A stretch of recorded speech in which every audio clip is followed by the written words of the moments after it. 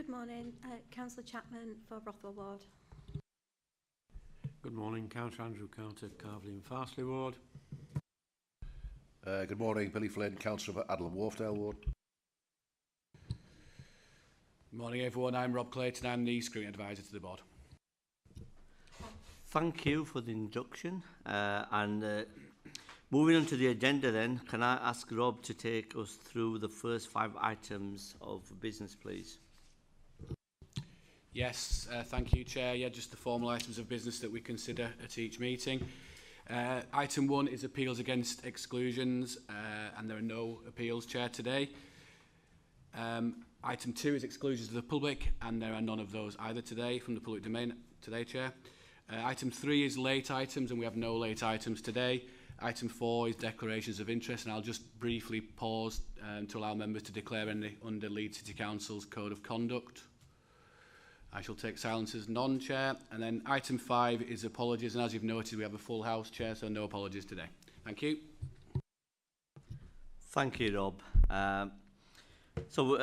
Item number 6 on page 5 is the minutes of the previous meeting held on the 14th of October 2024. Do members accept these minutes are true and correct record? Yep. Thank you. Are there any matters arising from the minutes? So I'll go through page by page. So page 5, page 6, page 7, page 8, page 9, page 10, page 11, page 12.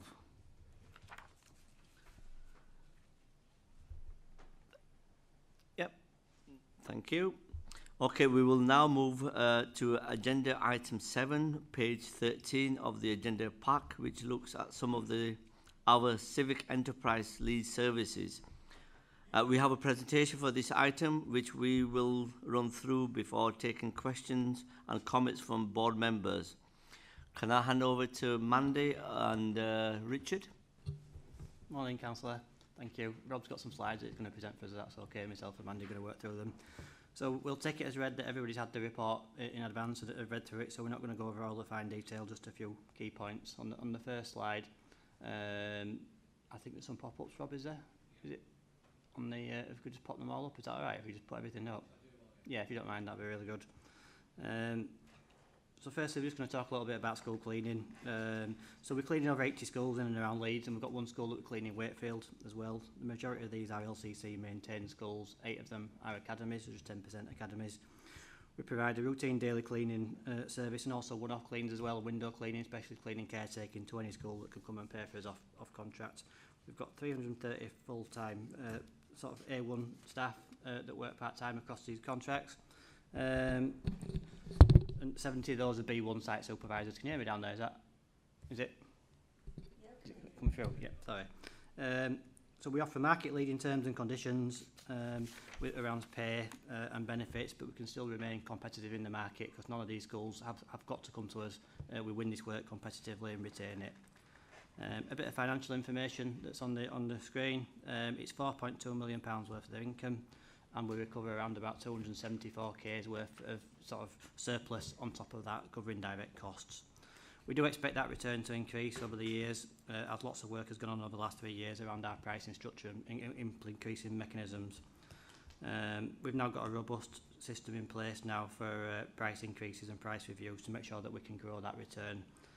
Performance-wise, we benchmark our rates on productivity and price against other authorities and private sector. There's some information on our rates within the pack that was really, really interesting. So from that, we know that our rates are really competitive and we can compete with these private companies.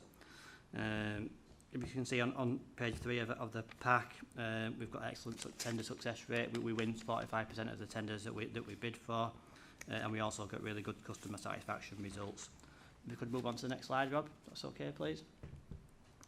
It is a hugely challenging market. It's very competitive. Some call it cutthroat in cleaning. It's often a race to the bottom on price, which makes it really difficult for us to compete with our T&Cs, really without the sickness and the benefits and holidays that we pay. But often that erodes the quality of the service, and it affects the staff as well. So we don't want to get involved in a race to the bottom, and we always tell schools that we will not get involved in a race to the bottom. We won't compromise staff welfare or the quality of the service. Academisation is a huge issue for us. As you know, only 10% of our schools are academies. Most of these academies have national facilities management contracts, which excludes us really from bidding, because often they want to bid for contracts across all of Yorkshire or all of England. So, and often the heads that generally do like us are not the decision makers on these. It's the academies, so that's really difficult for us. Pay inflation's a huge worry, and lots of recent high pay awards, which has made it difficult. It's brilliant for our staff and we think they deserve it, but it does mean that we have to pass those costs on to schools. We have to uplift our prices, which often means schools look at the market to try and reduce the costs as they've got shrinking budgets. Attendance levels has been really difficult for us. It has a direct impact on cost and service delivery.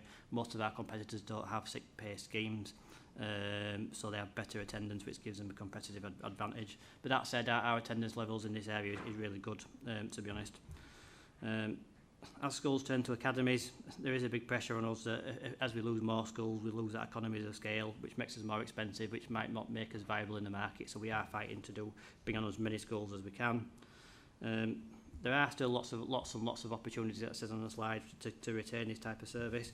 It just gives schools an ethical choice, really, a contractor and that's our unique selling point, really. We're an ethical contractor. We're an option they can choose to determine whether the staff, which are the lowest paid in the city, get good terms and conditions in a market where just about everybody else pays minimum wage with really basic conditions. I say it does provide excellent terms and conditions for those 350 staff. If we weren't in the market, those people would likely be working for a private company and being on minimum terms and conditions, which is not good. And it also promotes local employment. Over 85% of our staff live and work in the same postal district, so it hits lots of boxes there. Big thing for us is for the council is we think it holds the market to account. So we've got a big share of the market. With us in the market and us being competitive, it means that private companies cannot form cartels and inflate prices, which has happened in other authorities. To stay in the market, a big one for us is we have to be competitive and we have to understand our productivity and pricing. And by doing that and making sure that we're productive and we price right on schools, it means that all that work we do on cleaning for the council is productive, and it means we're giving good value for money, and we can benchmark that. So I'm just going to pass you on to Mandy, who's going to talk a little bit about school catering, if that's okay. Thanks, Richard. Good morning. Thanks for inviting us today. I'm aware that members have had the papers in advance, so I'll take it as read that everybody's seen the report. Monday, can I ask to speak a bit louder because members not hearing in this end of the Yeah, of room. course. Thank you.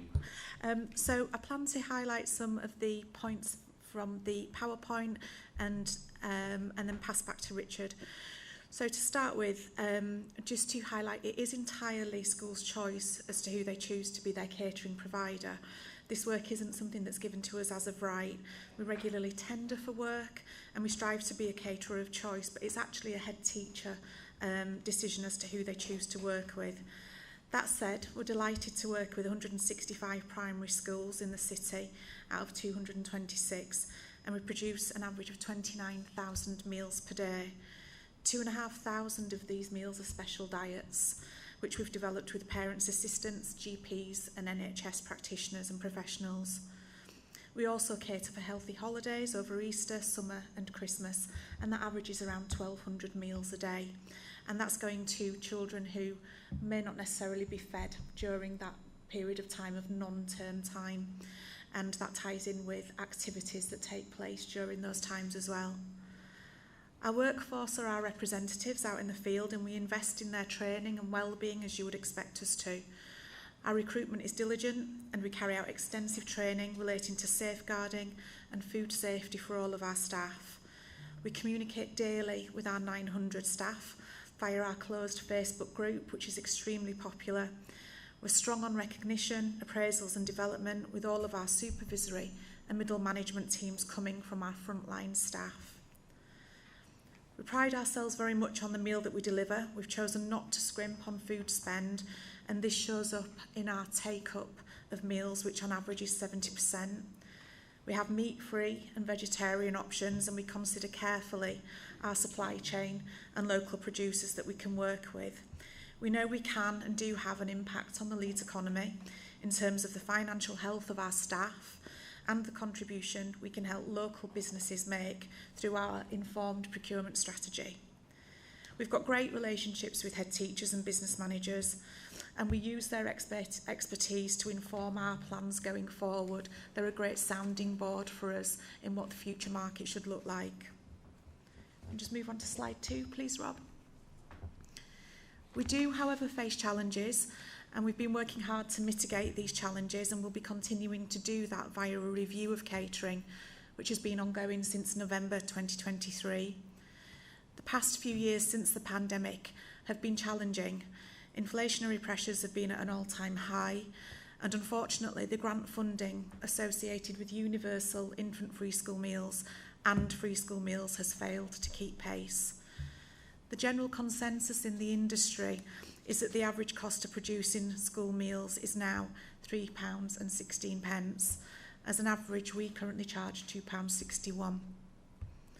As I mentioned, for the last 18 months, Catering Leeds has been subject to a review, and the aim of this is to reduce our costs and increase our income. We've been discussing this very topic with a group of head teachers to find the best fit of how to do this over a 3-year period in front of us. We've been really mindful of costs and income over the past years, as each year we've seen an increase in wages and food costs, and the moral dilemma really of how much we pass on, knowing how much school budgets and indeed family budgets are impacted so heavily right now. It's a real tough one, but it's one that we know that the local authority cannot continue to fund. It's a difficult position to balance being commercial versus providing well-being and food security for so many children when we are really aware of not cheapening the plate and the food on the plate and feeding children the right food so that they can learn and continue to attain. Can we just pause for a few seconds? This is a test alarm, so you no need to be alarmed.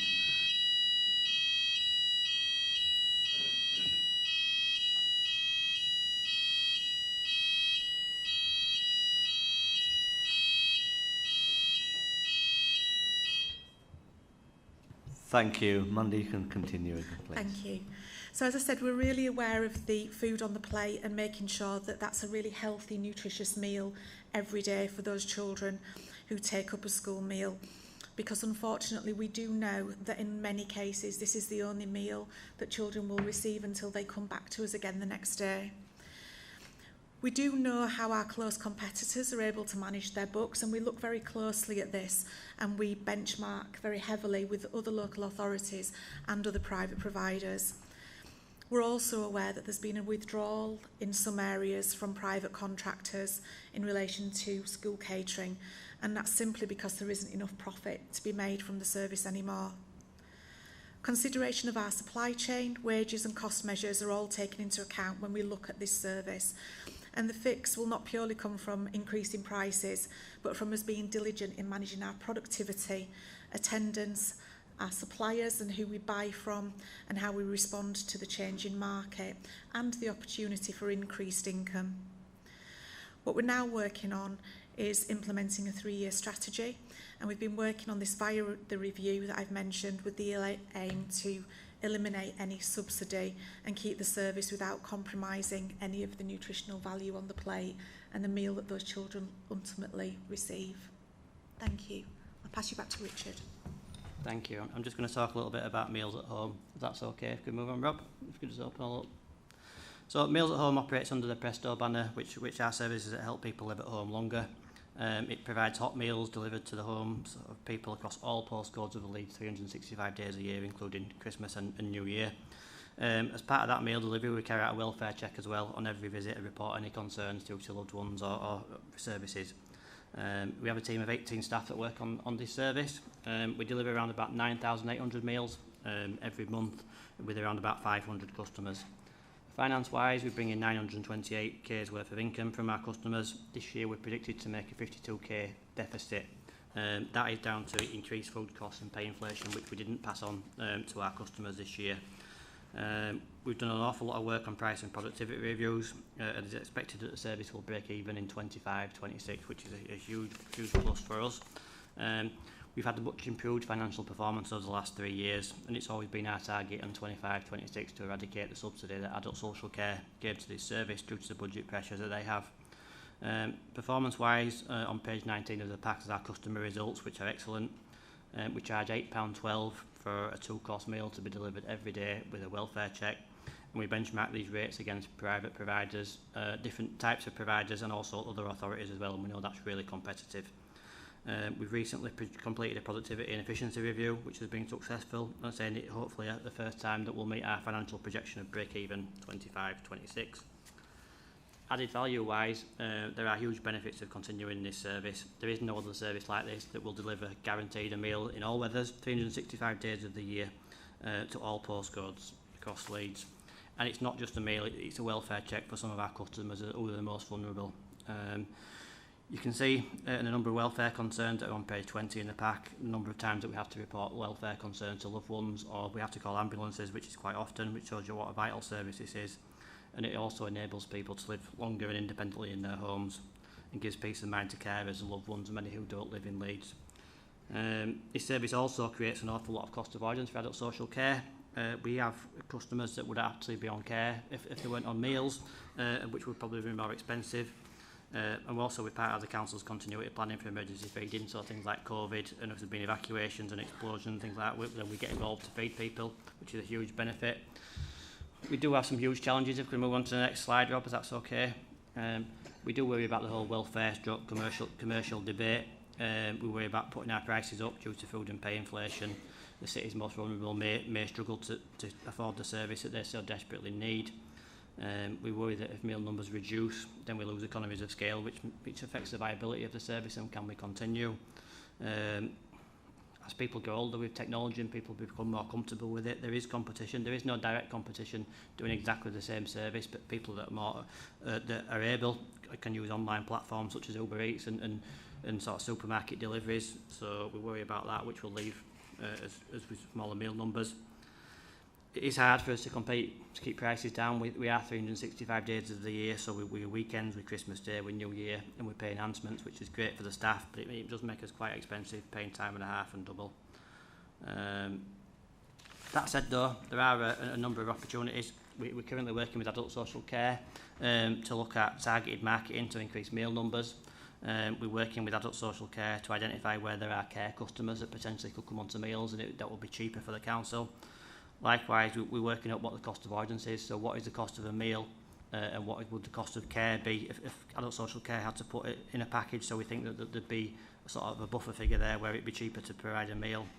And we're also looking at increasing meal numbers and increasing efficiency. So if we can do that, we can increase the rate of return to the council.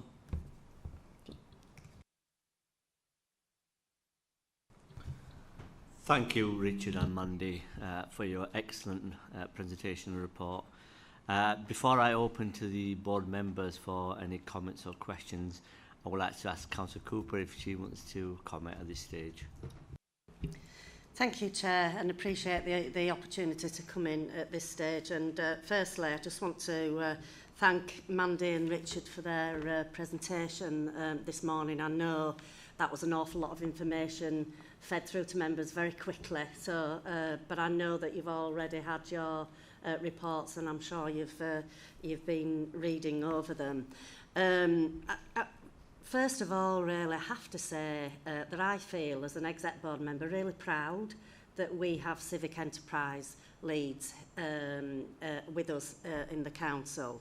For the work that they do. It's not just about the direct services that they deliver, like the meals or indeed the cleaning. It's actually about what added value that service can bring. So that's to the people that we provide it to, but also to our employees who we employ on really good terms and conditions, on the real living wage, you know, being able to offer the added value we can to our staff through our wellbeing offer, and and also through our training and development and promotional routes that we have as well for many of our staff that come in at an introductory level, entry level, and then can move up further in the council in other ways as well. But also to the people who receive those services.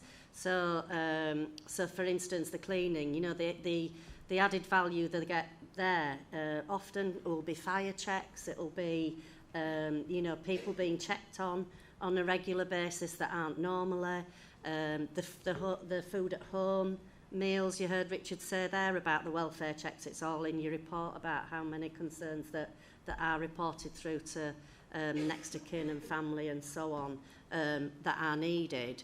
And then the children in school receiving, school meals from what we know is a quality provision, and then, being able to have a good quality hot meal, maybe the only meal that they get that day, but at least if we know that it's being provided through Civic Enterprise Leeds, then we know that child's getting the nutrition that it certainly needs at that time.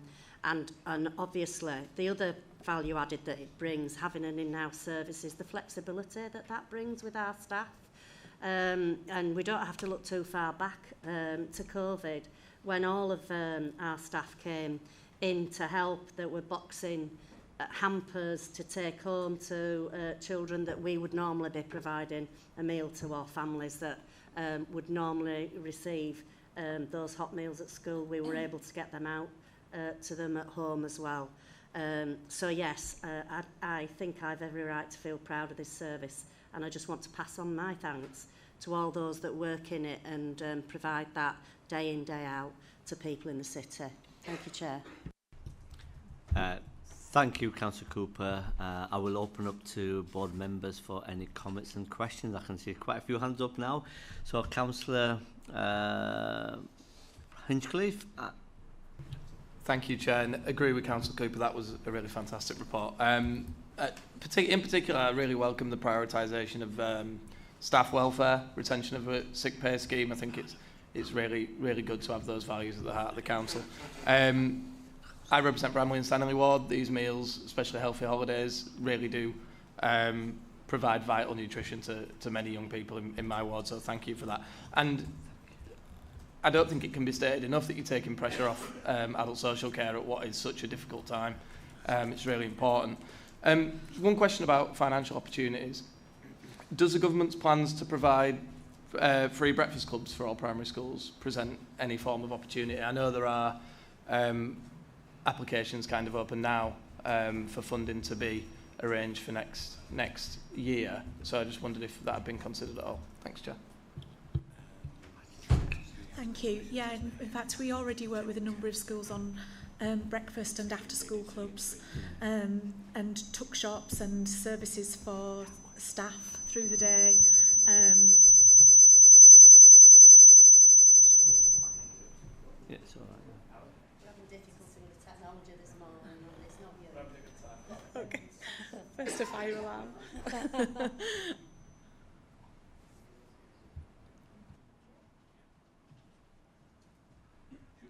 Should be okay now. So yes, to answer your question, it does present an opportunity.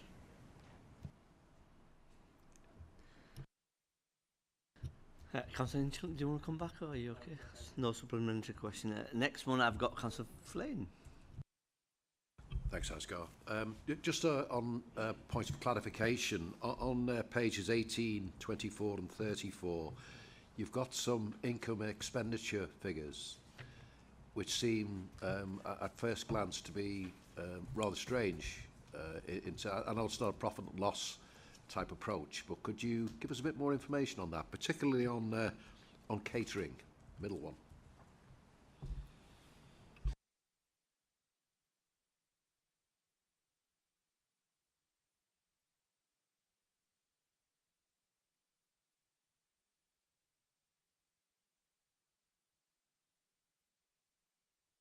Is it the meals at home on page 18, Councillor Flynn? Page 18, first one, page 24, page 34. I think page 18 is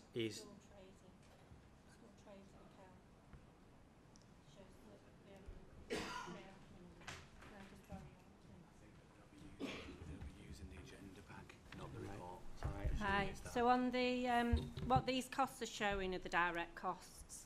So what are not included are the overheads and the net non-managed budgets. So therefore, on the, for example. Sorry, can you hear me any better now? Sorry.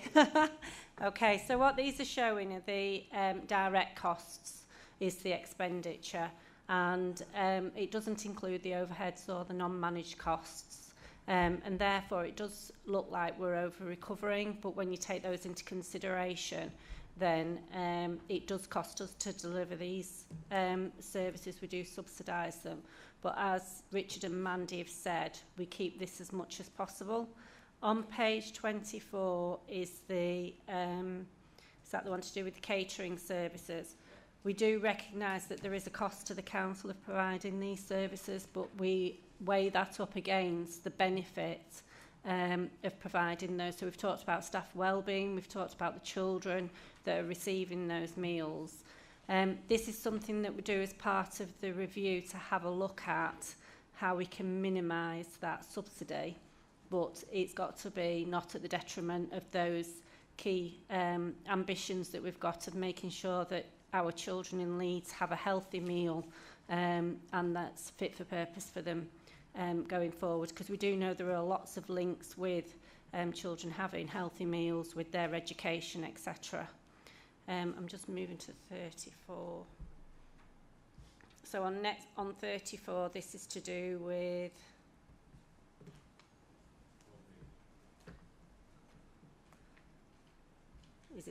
older people's meals? Yeah, meals at home. This again is it shows a slight. It was over recovering, but since the latter part of 23-24, it is making a slight deficit, and that's something that we're working on with the service. But again, it's around us making sure that we deliver that service as productively as we can, but reflecting that it does provide welfare benefits as well to the directorate. But again, these are the direct costs and don't include the overheads and the non-managed costs. Okay, thank you. Thank you. They're just bald figures, and I understand that.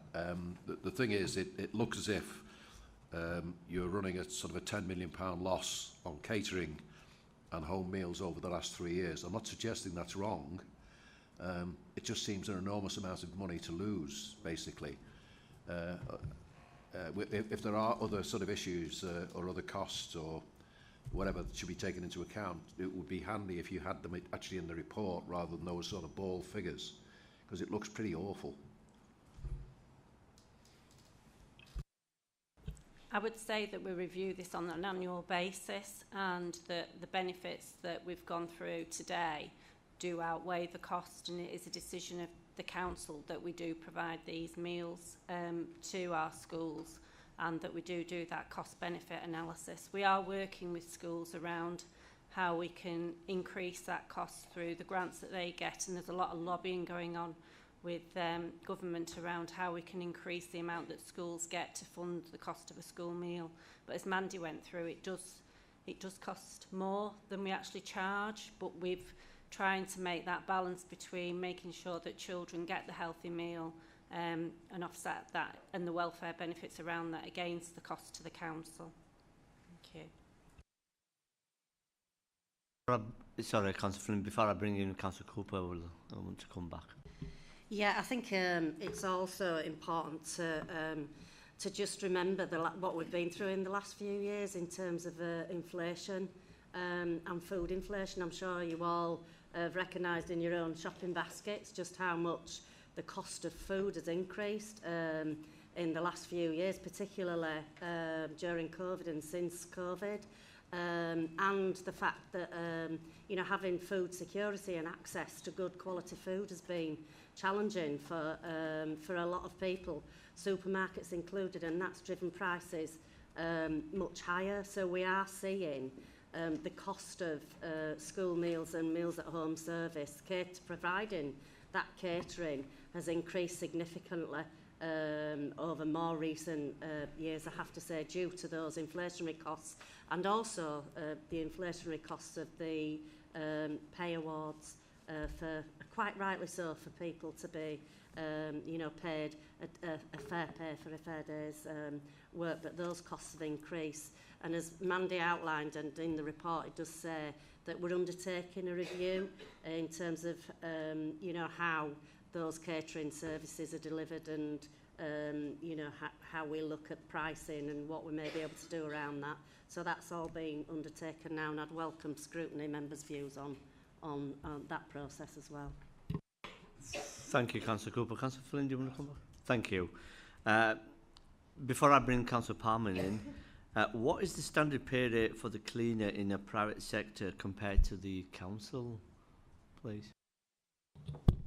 Councillor Khan, generally most of our competitors pay the living wage, which I think is about £11.40, I think. Generally we're paying £12.20 at the minute, but there's pay award pending, so we will pay the our Leeds living wage, so it's quite considerably more. But it isn't just about the pound an hour as well, it's about the package that comes with it, the sickness pay, the holidays, the welfare, the opportunities that we provide for our staff as well. Most of our staff progress within the organisation as well, so it's not just about that pay rate, which is considerably better, but it's everything that comes with it as well. Councillor Cooper. Thank you, Chair. Just to clarify that we pay the real living wage, which is £12.26. Thank you. Councillor Palmer, please. Thank you. Thank you, Richard and Mandy, for an excellent presentation, and thank you to Sarah Martin for the report, which was excellent. I echo a lot of Councillor Cooper's sentiments. I have positive comments rather than an actual question. Councillor Cooper basically says what I was thinking as reading the report. Just going back to what you just said about the real living wage, we need to remember that's going to largely a female workforce, which is excellent for women and families in our city, and it's also flexible, which is great. Free school meals helped my family when we were in a difficult time when my kids were growing up, and I've also got personal experience of working with vulnerable adults, so the fact that we've got that added value of those not only delivery of meals but make a social check on welfare. I think that's excellent, because I know so many people that I work with are isolated and often in ill health, so that's brilliant. That brings that added value that some of the board were questioning. I think that underlines that. I think in, you know, all being said, the civic enterprise team need a really big thank you. They're doing a fantastic job for the city, bringing in that added value in what can only be described as extremely difficult financial times. So, thanks very much. Thank you. Councillor Carter.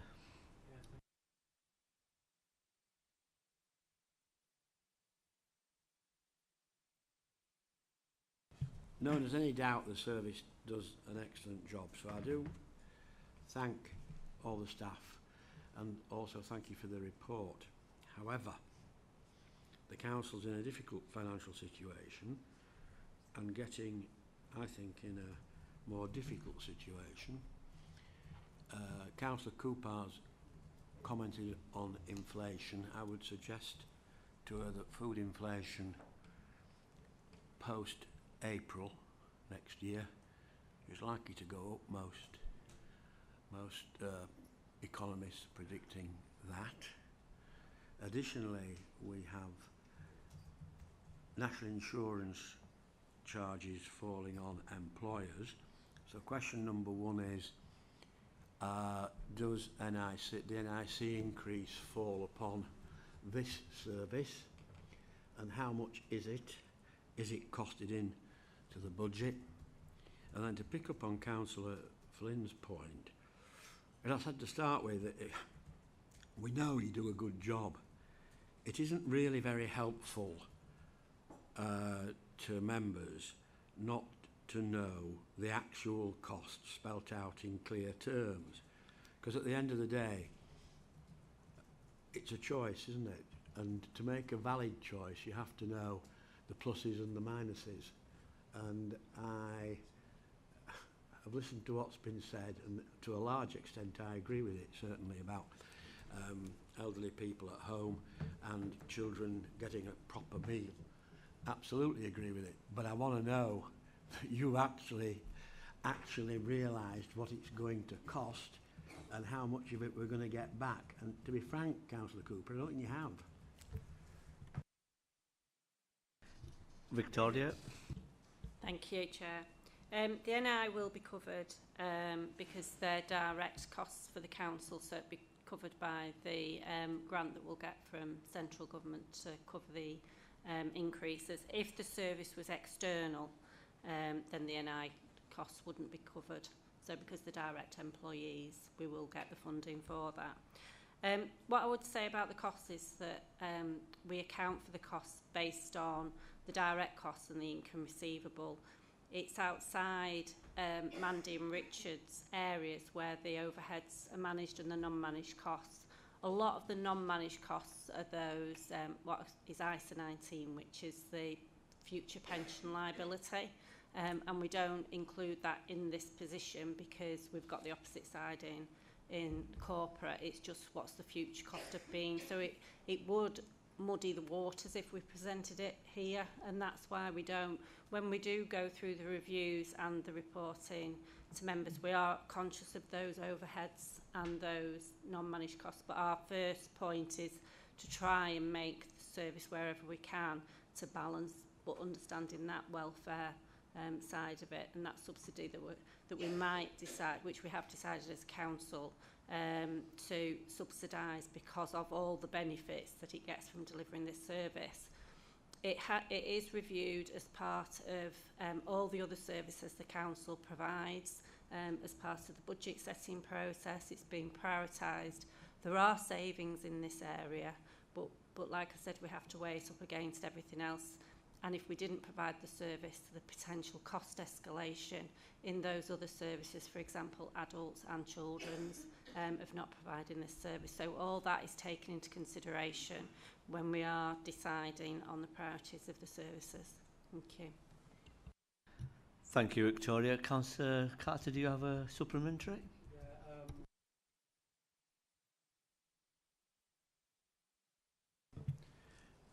Have you costed in replacement equipment, particularly in catering? Sorry? Catering equipment, have you costed in replacement capital equipment? And if so, whereabouts is it in these papers? There is a depreciation charge that goes through the accounts, and that would be in the expenditure within the papers. We also look at the capital programme going forward and what the requirements are, and if it's an investment in extending the life of an asset or bringing in a new asset, then we would capitalise that and fund the borrowing through the business case to bring that forward. Thank you. Thank you. Before I bring Councillor Kitchener in, I'll jump in there as well. In October, we considered a pre-decision item on the new procurement strategy. Given that profit margin are tight, are we working with the procurement team on this and are trying to get better value for money in contracts? So we have been working with the head of procurement to review all of our contracts, Councillor Khan, and do a deep dive into looking at everybody that we purchase from and the options to make savings, to buy more efficiently, even really down to is there any availability of switching products, so not necessarily going for brand names, but for going for an equivalent product that does the same job. And we have been able to generate savings for sure, and that's work that continues. We do that across both catering and cleaning. Councillor Kitchener. Hi. First of all, can I commend you on what you do? Amazing job. Your report's very, very good. Now, this might seem a bit of a silly question, this, but I just want clarification because in my area of Morley South, plus Morley North, we have 17 schools, which is a mix of 3 high schools and 14 primary, with one education school that comes under our jurisdiction. The rest are academies. Now, I do a lot of work with this school and they've got a lot of problems there. Now, because it's one out of the whole area, is ever there any threat that what services you offer to that school would cease if it doesn't, you know, if it's not economical to go into that area? I just want clarification because I know you do such a superb job, but it's just one school. I don't think so, Councillor Kidger. I think the benefit of us is we are local, we are in Leeds. Private organisations that come in often have national managers or regional managers who look after a whole area and are based in Leeds. All of our managers work in our postcodes. They have a wedge of the city, not a wedge of the country. So it's not a problem for us if it's just an isolated school in a particular part of Leeds. Thank you. Next is Councillor Timmins. Thank you, Chair, and thank you so much for the report. I've got quite a few things to ask specifically towards the report. So, first one, just looking at cleaners. Under 1.7.3, there's a chart that shows the productivity rate, but I'm not sure what the numbers are telling me in that. So if you could just clarify that for me, please. It's basically, sorry, do you want me to one by one or do you want me to wait? Do you want me to answer them one by one or do you want me to wait for all your questions? It's on 1.7.3. I'll go through them all because I've got a few, if that's all right. The second one, we talk in the report about the cleaners, about poor attendance presenting challenges, and we also talk about making our offer more attractive. I would say that reliability and accountability trump price. As someone who's employed cleaners both directly and on contracts, that is more important, that level of trust. Then just moving on to school meals, the report, and in particular the review of catering Leeds. So we talk about the subsidy. The point talks about the short and long-term financial strategy and the plan to eliminate the subsidy that the council pays over a 5-year period. So I just want to know what this plan looks like, what steps have been taken, and what impact this will have on schools. Further along, the report talks about schools could be retaining 1.4 million or 8.5k per school. So I get this, but as part of the review, what would we be looking to do about this? Secondly, can this have the opposite impact? Could we have scenarios where schools are paying more than what they have? Because obviously we wouldn't want that. And then finally moving on to the meals from Meals at Home. So just to kind of follow up on what Councillor Cooper was saying, I'm proud that this council has continued with this service, that is not delivered in any way by any other local authority. This is a choice that has been made, and it's the right choice based on clear values. And going into the report, thank you so much for the detailed list of steps taken to make the service more financially viable. The points are all specific and they're practical. I wish that every report that we got from services took time to list practically and so succinctly exactly what they're doing to make the changes and make it more viable. And marketing is mentioned, okay, as part of this, but not exactly what kind of marketing we're doing. And I was hoping that you could go into further detail about that. You've mentioned in the opportunities section about working with social care providers. I would like to see this too. We have a large number of supported living sites within our city. In my own ward, I can think of Marsden Court and Brookley. And it would be good to see the service getting into those venues and telling them about this offer, getting to residents' association meetings, for example, because it's clear to me that this service continuing depends upon the number of meals that we're serving. and I think it's important that we do whatever we can to increase this. And very, very final point, have you thought about within this service about doing couples discounts that would reflect the lower productivity cost of delivering to one home, or even if you had a building with quite a few different residents in, maybe a discount across the building that would take into account actually we're at one venue delivering all these meals rather than travelling to different places. Thank you for indulging me with all that.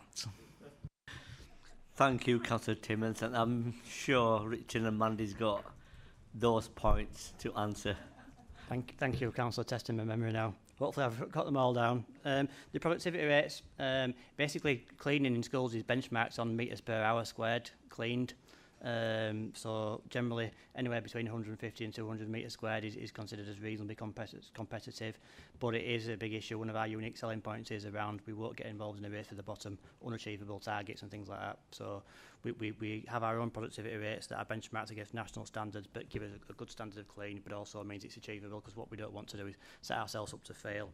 I think the next question was around the more attractive offer.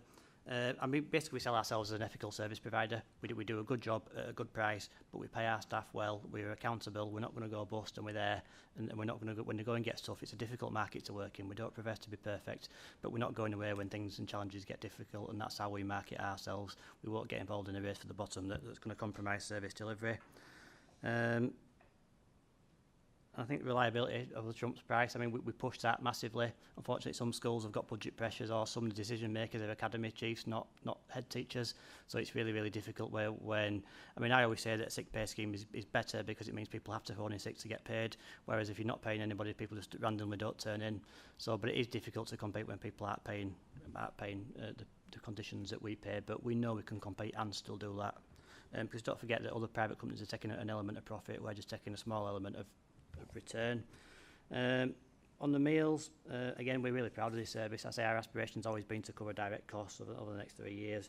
We do lots of marketing. You might see us on Millennium Square sometimes on the big screen. We go out to neighbourhood networks. We talk to housing, go out to sheltered housings. We work with the discharge team at the hospitals to try and get people in.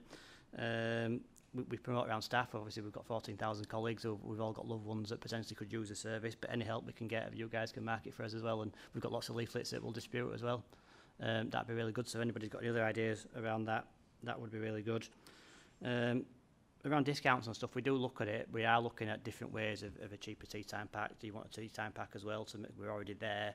We just got to be conscious of our current income base and what that might do if we've already got customers that are couples, if we've already got customers taking tea time packs. What would that do to that income if we have to give those people discounts as well? But we're looking at a range of things to try and encourage people to come to us. Thank you. Amanda, yeah, sorry. Thank you.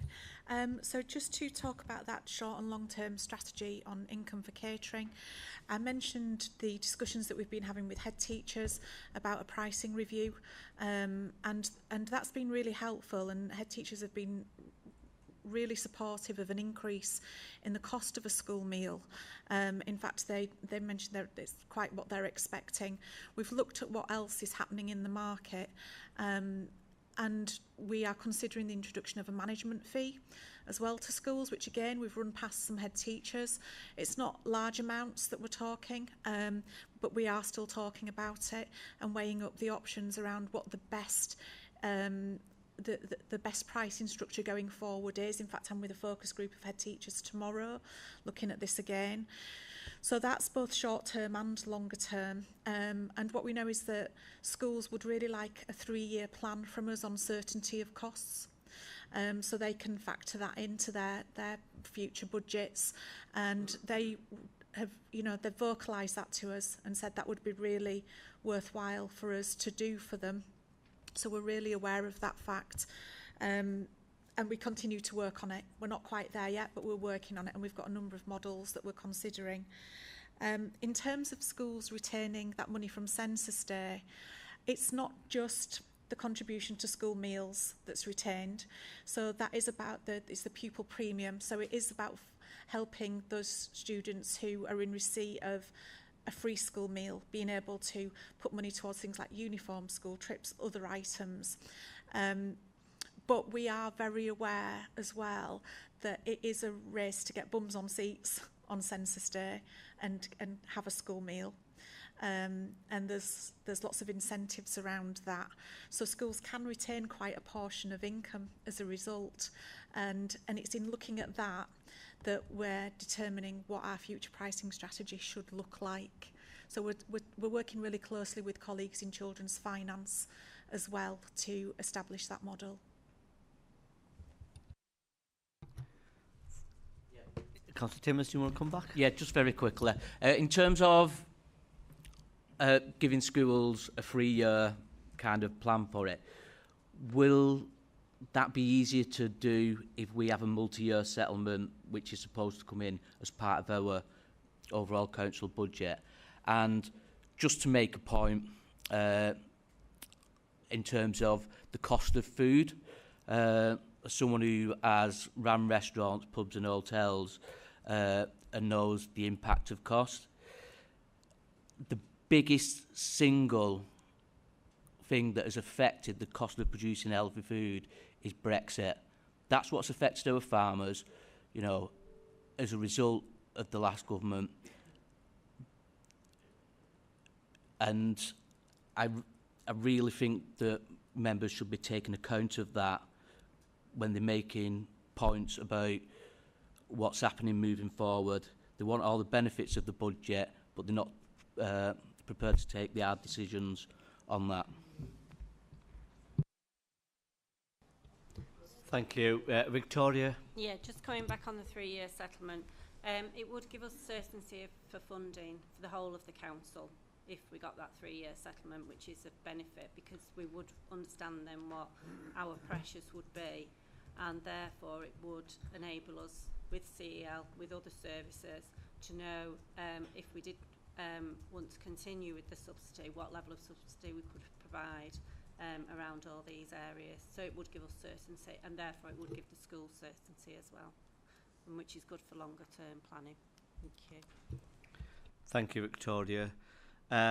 Just on Richard, on your comment on the pressure on school budgets, do we think the government would offer funding for school meal given a freeze in the rate paid under the previous government? About school meals, Councillor? Sorry, Councillor, I didn't catch the end of that question. My question is, do we think the government could offer more funding for school meals given the freeze in the rate paid under the previous government? 100%. Actually, there is a lot of lobbying that's going on at the moment around increasing the grant associated with free school meals and universal infant free school meals. The rate has been at £2.53. And as I mentioned earlier, the true cost of a school meal is circa £3.16 at the moment. It was announced on Friday that there would be a 5p uplift from June next year, which is not nearly enough. And certainly head teachers are with us on that debate and are doing lobbying themselves. So that would narrow the gap significantly, but at the moment we know it's just a proposed 5p. Thank you. Councillor Chapman. Thank you, Chair. And along with everybody else, can I just say how good the report actually is? It's really clear and easy to understand. And so thank you for that. And I also think the services that we provide, particularly the meals at home one, is really important. But I do have a couple of questions. On school meals, if we weren't providing that service, somebody else would, wouldn't they? And I presume there are levels around nutrition and ensuring that children are fed correctly that are built into those contracts that schools place with other providers. So that's one question, just to confirm that they would be provided by someone else, and I'm fairly certain that's going to be a yes. And then on the meals at home service, in the report, it does acknowledge that we are looking at how maybe adult social care can have a look at the value of the welfare checks and then contribute to the cost of that service. I think that's a really good point. I know they subsidised it a couple of years ago, but now they've withdrawn that subsidy. But if the Meals at Home services are helping people to stay at home in their own homes, then that is something that has a knock-on benefit to adult social care, and is something that really, I think that the two departments should be looking to work together on that. Same with children's around school meals, I suppose. More specifically, the report covers in detail what the lunch offering, the 2-meal offering costs, £8 something a day, but it doesn't mention the cost of the tea time packs, and I'd just like to know what they are. And then also, do we know how many people have a meal delivered once a week, twice a week, every day? Because it's quite an expense if it's every day. So I'd just like to understand what the frequency of people taking the meals are. That's it. Thank you. Is that Richard or Mandy or Victoria going to pick up? If I could go first, if that's okay. Just in terms of other providers in the market, yes, they are absolutely out there. I think we should be aware, though, that there has been a withdrawal from the market. We were, in fact, approached by a neighbouring local authority to take on quite a large number of their schools for catering. They'd previously been part of a contract with a private provider, and they'd been approached mid-term through their contracts for management fees in excess of £15,000 each, which were not disclosed at the time of taking on contracts. We chose to focus specifically on Leeds and the schools in Leeds. There are the contractors that we tend to come across who would take on catering contracts are usually wider spread, and they will take the academy groups who are operating from various different cities, and that's something that we simply can't do. We would just be spread too thin. So that's where we tend to find we come into more competition with private providers, where there's groups of schools that have usually been academised and they go out wholesale together. Thank you. Next I've got Councillor Hamilton. Sorry, Councillor, do you want me to answer questions around meals at home? Is that okay? Yeah. There was one, apologies. Yeah, just on Councillor Chapman's comments around the sort of avoided cost from adult social care, it is something that we're working out, what would that avoided cost would be, but our aspiration is firstly to get to a break-even point, recover direct costs, but start charging a sensible rate that people can afford. But we are still working that up. With a little bit of stuff around the tea time pack, I'll have to confirm after the meeting if that's okay, if I share via the chair the cost of a tea time pack. I don't have that exact detail. And also I'll share some stats on number of meals per day. It ranges massively. Some people are on 7 days a week. We've got some customers that literally we are the third emergency service for them. They just can't get out of the house, and they need us to do that welfare check, and they get a tea time pack, a lunch time pack, 365 days of the year. Some people are on Monday to Friday, while sons and daughters or family are working and just do, when they take a turn weekend. It ranges massively, but we'll share that information afterwards if that's okay. Thank you, Richard. Councillor Hamilton. Thanks, Chair. Thank you for your report. I must say the catering side, as a governor, school governor, a few years ago I did have a bit of an issue at one of the schools with regards to the lunches. However, that was addressed ASAP, and I must say the children love the roast dinners. It's very, very popular, is the roast dinners. Every school that I've gone to, they like to invite me on those days. and last month I became the food champion. You know, they've made me the food champion. So my problem is, and you won't be able to address it, is though the children get a good meal at school, but then we know that they're going home and they're not having anything else until they return to school the next day if there's a breakfast school club. So that's my baby that I'm going to campaign with, you know, to see if we could provide a service for them. I know it's all about cost, etc. But there's a lots of children that get that main lunch at lunchtime and nothing more, you know, so need to look what we can do and where funding can come from. And I know you won't be able to do that. My question is with regards, obviously my colleague here has asked a question with regards increasing the uptake of the home meals. You work with adult social care, you say you go hospital and homes, etc. Can people outside refer themselves to you? And also, do you do cultural meals? I know you provide halal and special meals in the school. So is that part of the service? Yeah, absolutely. I mean, anybody can refer themselves, and we market out to the general public. And yeah, we've got a wide range of cultural meals to cover most ethnicities and most backgrounds across the city.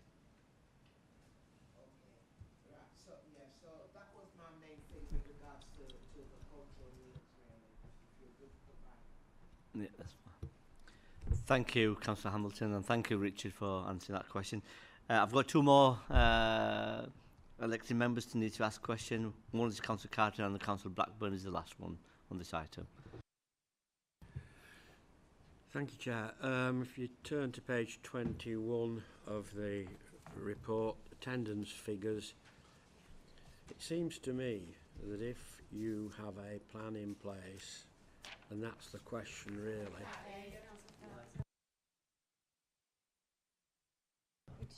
Right, can you hear me now? Yes. Good. So page 21, attendance figures. If you have a plan in place to actually get these days lost down, that's the way to expand this service and make it more financially secure, because your productivity goes up, your prices will stabilise, you could get more business, and the whole thing becomes more sustainable. Surely that is where the attention should be given. All right, you're doing better than the council as a whole. You're down at what, 12.5 days in September. It was 13.7 in August. It's still too high. What sort of cost? Has anyone done the exercise for a day, an extra day lost, how much it comes to? Because that seems to me to be the place where attention needs to be given. If you want to expand the service, and I wouldn't necessarily be against that, I'll be perfectly honest, but you've a number of headwinds coming here. I don't think you've adequately addressed them financially in the report, but I think there you have a key, one of the keys to making this service more sustainable. Get that absence rate down. What are you doing about it? Thank you, Councillor Carter. 100% agree. If we can improve our attendance, then it will improve our performance and our ability to win more contracts. We are supporting our staff. We've got a massive welfare package and support package for our staff. We're applying the attendance management procedures to make sure we can encourage staff to attend work. But we are really proud that we do have that benefit for our staff. But we are really proud of all the fact that we've got some of the best attendance figures across the council in frontline services, and we are working towards reducing that as much as possible. Currently, the current levels of absence are costed in, and we make a small direct surplus after recovering direct costs. But you're quite right, if we could improve attendance further, then that would probably increase that level of return. Victoria? Yeah, thanks, Chair. What I would add to that is that for each of the areas in CEL, we are undertaking a review, and as part of that review is attendance and productivity. Victoria, will you move your mic closer to you so members can't hear you? Okay, sorry. One of the things that we're doing at the moment in CEL is a review of each of the areas, and as part of those reviews, we are looking at productivity and attendance. And we're working closely with HR colleagues, so we've got a group around working with the team around what we can do about improving the attendance, and that's one of the reasons why the service has been working hard with that staffing group to enable people to come back to work, the supports and everything else that's wrapped around them. It has significantly improved over the last few years, attendance in these areas, but we do know there is further to go. But we are on with it, and we are working as part of that review. Thank you. Thank you, Victoria. Andy, do you want to come in as well? Yes, thank you. I guess just building on the corporate intervention when it comes to absence management, this committee has heard from me before in terms of our plan on the management of attendance across the whole organisation, not just specifically CEL, although it does pull on some of the things that my colleagues have raised. So we have focused a lot on getting stronger, better reporting, our attendance management levels right across the organisation. We have also pivoted and prioritised our intervention in particular services, including CEL, and as Victoria said, we've seen a real big improvement where we have focused particular effort in particular services.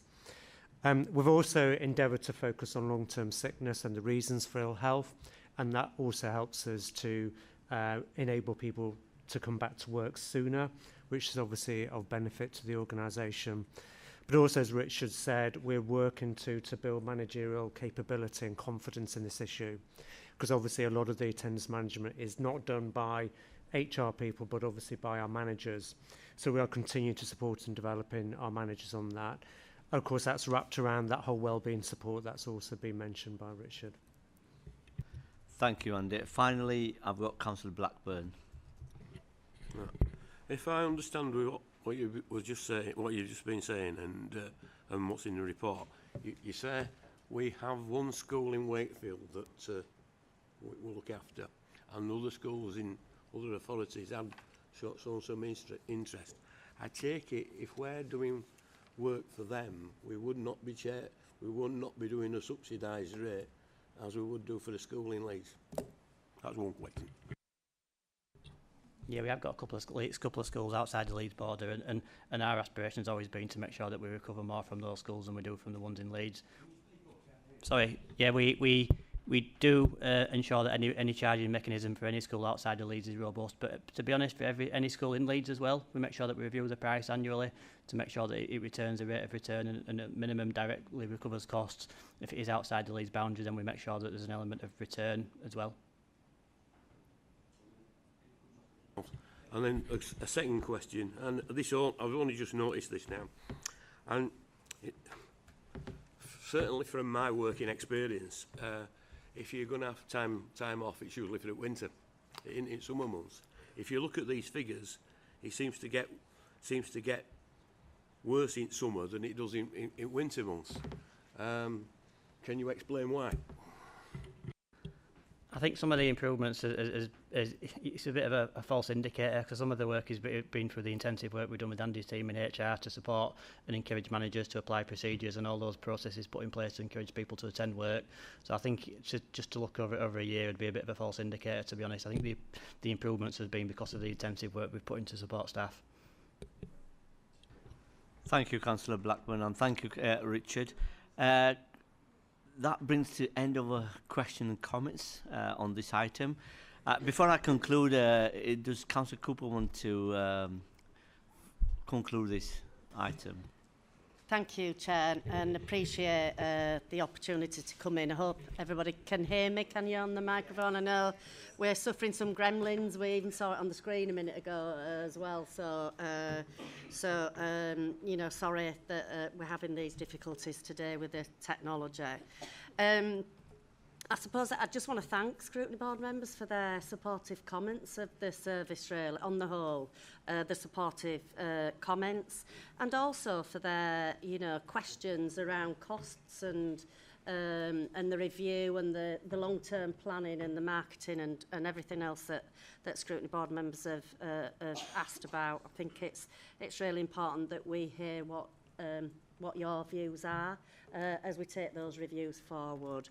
There is, as you've heard, an awful lot of work ongoing in terms of those reviews, and all your comments will be taken into account as we take that work forward. I think what I would say to you again is how proud I am that we have this service in Leeds.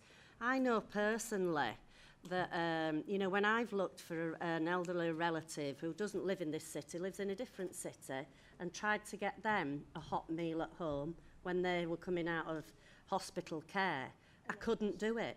I couldn't do it. So a member of my family had to take time off and go to make sure, time off work and go and make sure that they had that food. But because they lived, you know, quite a distance away, it was not, you can't just pop along and, you know, if they live 200 miles away, it makes it very difficult.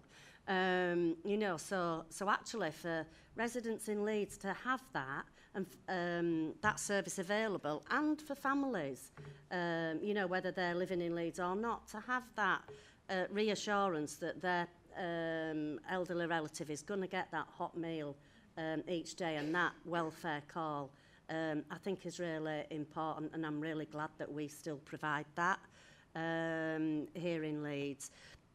I think in terms of the school catering as well, the question came up from Councillor Chapman about who would, you know, if somebody else would provide it if we didn't. And I think quite rightly they would, but what I'd ask you as scrutiny members is what quality would that meal be? I don't know if you go and have a look, I've done it, and I'd ask you as governors and of schools in your local area and as elected representatives in your wards, go and test the quality of that meal. Go to those schools individually and have a look and see what that quality does provide. I've done it in my ward, and I can tell you there's a huge difference in the quality that I see provided in some of those private caterers that are so-called delivering nutritional meals that are anything but when I've seen them. So, you know, and I have been and seen them. I have seen what they've been provided, and it's not been good enough for children to be having on a regular basis. So I would say that the value added that we give, a private firm wouldn't be able to give that value added, Councillor Chapman, you know, that we deliver, and neither do they give that value added to their staff either. So, but I would encourage you each to go out into your schools that are in your wards, just check, you know, what they are delivering, you know, and I'm happy to receive any feedback on it. Thank you, Councillor, and can I also take the opportunity as the Scrutiny Chair, and you've heard the comments this morning, you know, how appreciated we are and how proud we are that, you know, our staff are delivering for our residents. And as Councillor Cooper says, you know, I do, you know, if any member want to, you know, join up with the CEL team to go out and deliver the food and also attend the local schools, please email Rob and he will liaison with Richard and Mandy, you know, and they will be facilitate that visit for you, you know, for delivering those. We'll see, you know, how they deliver it as well. And can you please pass our thanks to your team for doing a fantastic job, you know, because that's why we are a compassionate city. I just want to say thank you, Mandy, Richard and Victoria for answering your questions this morning to elected members. And I hope you have a lovely afternoon. Thank you. So the accommodation on page 13 on our agenda pack, are we happy to approve? Yeah, thank you. So we can now move on to item 8, page 39 of the pack, which is a report on the new People Strategy 25-2030, providing an initial look at the strategy and the opportunity to influence and comment on it through pre-decision scrutiny. We have a presentation for this item as well as which we will run through before taking questions and comments. Can I hand over to Rachel and Andy to run through the presentation?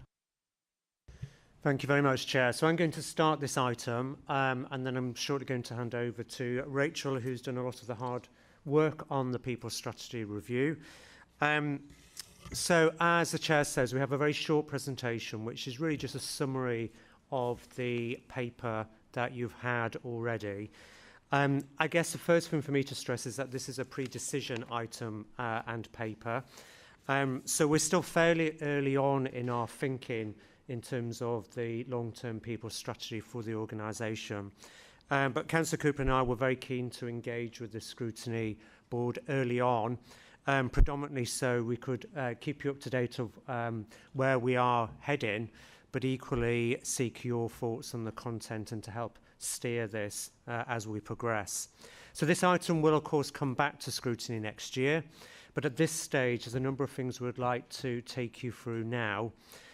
First thing is just to very quickly recap and remind you what the people strategy is, because it does have a shelf life of 5 years. So we did introduce it in 2020, so we have to revisit it by next year anyway.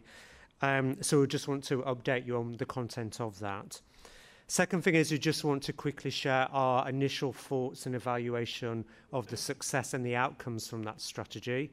A bit more work to do on the evaluation, but Rachel just wants to quickly take you through that.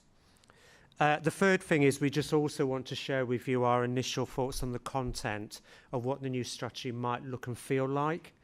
But what I would say is I think our general view at the moment is that the current strategy is fit for purpose.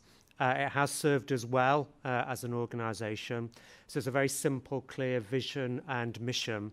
So we're not necessarily going to suggest a radical overhaul of that document, more of a refresh and reflect on what's happened over the last few years, but also reflect very much on where we need to go over the next few years. And finally, of course, we want to use this opportunity to invite your thought and your steer. So I'm going to hand over to Rachel, who's going to take you through some of the detail. Thank you, Andy. If we could move on to the next slide, Rob, please. Rachel, would you move your mic closer to you, please? So members. Thank you. So to start with, if we could just kind of remind ourselves a little bit about the organisational context and where the people strategy sits within that. So the people strategy supports the best city ambition and the organisational plan. And it does this by attracting and enabling a talented and skilled workforce to fulfil the city ambition, ensure effective service delivery for our customers and our communities, but doing this productively, flexibly and efficiently within the financial envelope that we have available. Also bringing our values and behaviours to life in a culture where people know that they're valued, they feel included, they can perform at their best and reach their full potential. The organisational plan in particular sets out a clear direction of travel for us under the heading of Well-Run Council and really sets out some of our priorities around maximising the potential of our workforce in terms of making sure we have the right capacity, but also developing the potential and skills of our workforce as well. So if we could go to the next slide, Rob, thank you. This is a quick reminder of what the existing people strategy looks like. So it was launched in 2020 and it covers the period up to 2025. So it's centred around the employee experience and you can see there it's on 3 different levels. So we have the organisational level there. So we're firmly rooted in the council values and our vision to be the best place to work. There's also the layer where we talk about the best leadership and management and how we'll support the workforce through that. And then it focuses on the employee life cycle journey. So from the day somebody applies to work with us right through to the day that they leave us. At the core there, we're enabling people to be their best so that the council can perform at its best and be as productive as possible. So it's time for us to review our policy, our strategy, to look towards the future, look at the progress that we've made and look ahead to the next few years. We need to do this with clear reference to the current operational context, which is rapidly changing, the financial challenges that we face, and our organisational priorities. Thank you, Rob.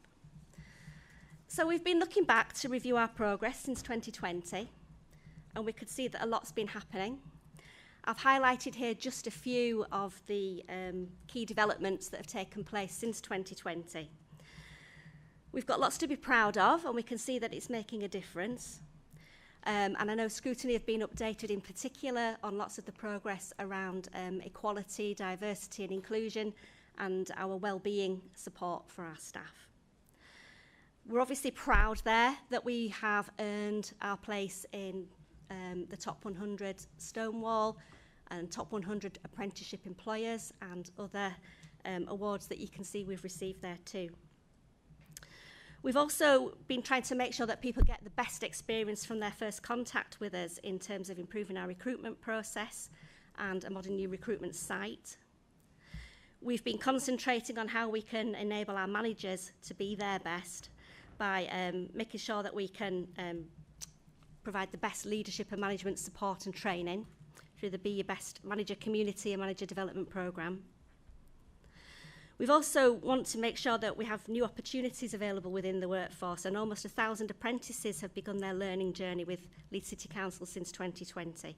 But that's also about making sure our existing staff have opportunities to learn and develop and progress throughout their careers with us. And through the CBT procurement and implementation of our recruitment and HR payroll systems, we're making sure that we're working hard to make sure we have efficient and modern processes and systems, and making sure that we ensure digital connectivity for all the staff that we have with us in our frontline services. So I've outlined just some key developments there. There's lots of improvement work that's been taking place, going towards our vision of being the best place to work, but there's no complacency here. We know we have a lot more work to do. So how have we tried to measure our performance and progress so far? Well, there are a number of things that we can measure and report our progress on by tracking our workforce data. So that would include our key performance indicators related to the people strategy, and obviously you'll have seen those in the most recent corporate annual performance report. We need to consider what all that data's telling us, what's changed over recent years, and wonder whether we're measuring the right things. It's a good opportunity for us to review that as well. The workforce data examples we might look at include recruitment data, turnover, attendance, our workforce demographics, but also the information we get through appraisals and the feedback we get from training. And our key measure for us is our staff survey, which you'll be aware 52% of our staff took part in 2023. That's obviously due to happen again in 2025. So we need to think about what that will tell us coming forward into the next few years. So it's important to measure the data, but it's also really important that we listen to understand that employee experience. We make sure we listen to the feedback from our trade unions who represent the views of their members, and to those lived experiences that we hear of through our staff networks and regular engagement with them. And also our Freedom to Speak Up Guardian, who can raise important issues to senior managers. So we want to really make the most of those opportunities and the insights that we gain. We also want to think about how we look from the outside in. So for example, from that external perspective, we've thought about what we can learn from the peer review which took place earlier on as well.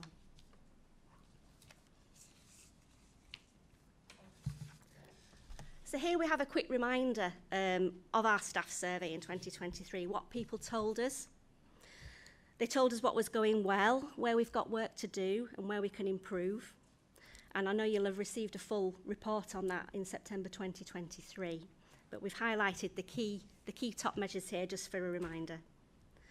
There's also a reminder there of what we said we would do and the actions that were agreed at CLT in response to that staff survey. So this is a good time where we've been checking with our services about what they've been doing and how those actions are progressing, thinking ahead to 2025 and what people will tell us then about their experience of working for Leeds City Council. If you could move to the next slide. Thank you, Rob. So just outlining some of our key proposals. Here's what we're thinking so far. We've got a number of things that we want to keep that we have in the strategy already. So we think we would like to keep the best place to work vision. the employment cycle focus, and that me, we and us structure where we look at the organisation, leadership and management, and the actual employee experience. There are some areas that we think should be strengthened. We want to continue our commitment to the culture and values and to equality, diversity and well-being. We know that people told us development and career progression was important to them in the staff survey. And we're also aware of the rapidly changing landscape with regard to digital skills and transformation, which needs to be a key part of the strategy too. Thinking ahead, we also want to include some more detail on workforce planning and organisation design. We want to recognise the very different ways that people work nowadays in comparison to before 2020 in terms of hybrid working. And thinking back to the organisational plan, obviously maximising the potential of the workforce and its productivity is also a key feature as well that we want to include. In terms of the structure, we would like to make the title of the strategy really reflect some of those areas we'd like to strengthen by calling it the People and Culture Strategy. It would include a one-page graphic similar to the one that you've got there at Appendix 1 of the report, but also some narrative to tell the story of the progress made since 2020, leading to where we are now, and explaining what some of that data that I mentioned has told us and the story behind that too. Bearing in mind that a lot's happened in the last 5 years and we expect a lot to be happening in the next 5 years to come, we want to kind of have a year-on-year aspect to the plan so that we will have an annual plan to help us stay flexible and resilient and to make priorities year on year so that we can respond to change. So finally, just to summarise, we would like to ask the Scrutiny Board to note the review of the current strategy. We're doing some early engagement across various groups and stakeholders. We've been doing that over the last couple of months and that will continue, asking for their input and feedback. We want to know if we're getting it right, what we need to focus on going forward and what our priorities should be.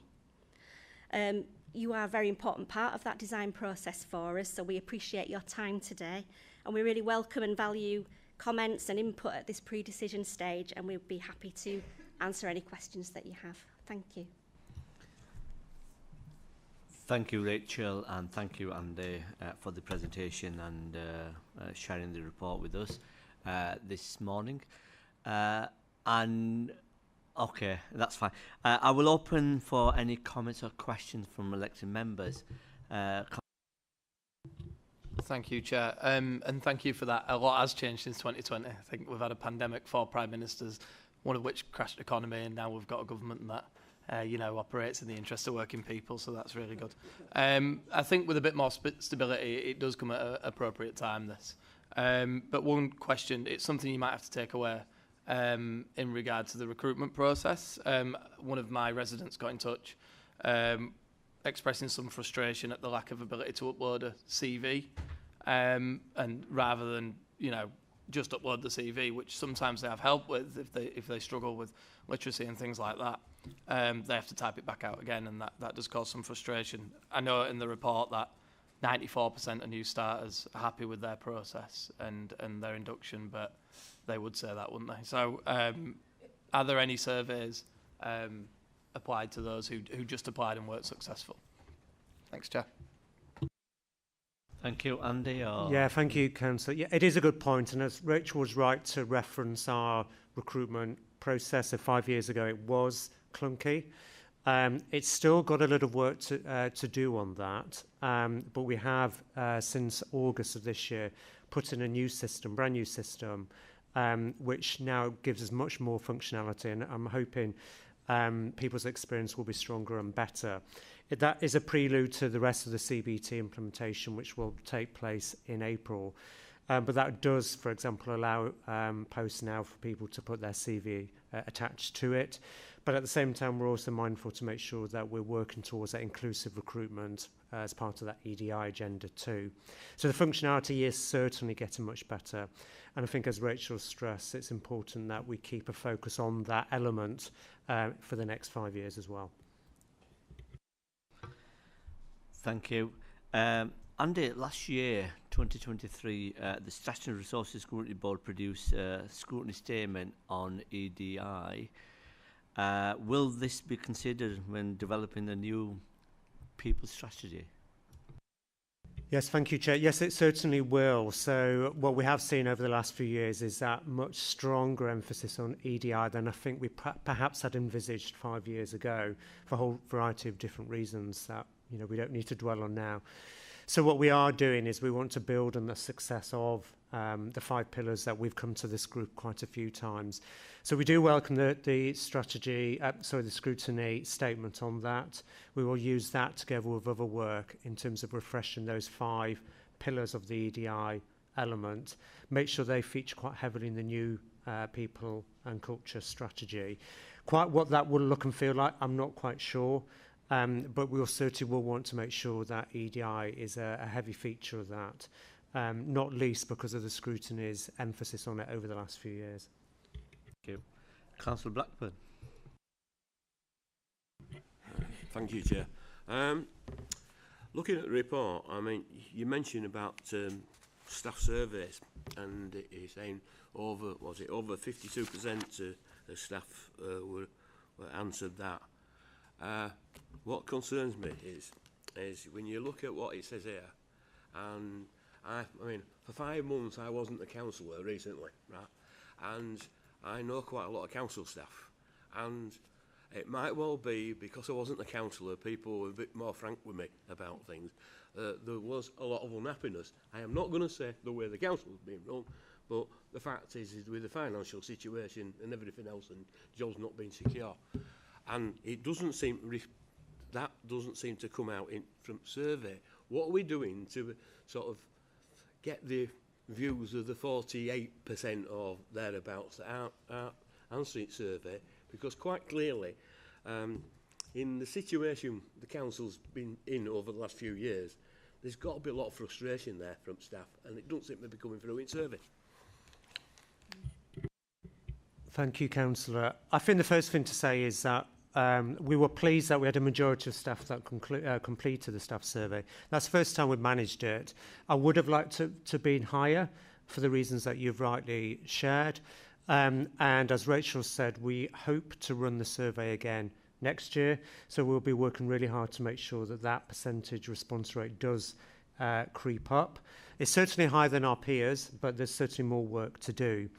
Saying all of that, though, we don't just rely on the staff survey. So some of you will know we do pulse surveys, so they're much shorter, more frequent surveys out to staff so we can capture their lived experience as well. As Rachel says, we're also quite dependent on getting feedback from groups of staff through other routes as well, Councillor. So the trade unions are obviously key partners, and they will share their view of their membership on a weekly basis, if not more frequently. Also, we're reliant on the Freedom to Speak Up Guardian in terms of the feedback that we receive from her and her colleagues. And I think the other thing, obviously, is a lot of the conversations that staff may have will be fed through individual managers and services, not just corporate-wide surveys.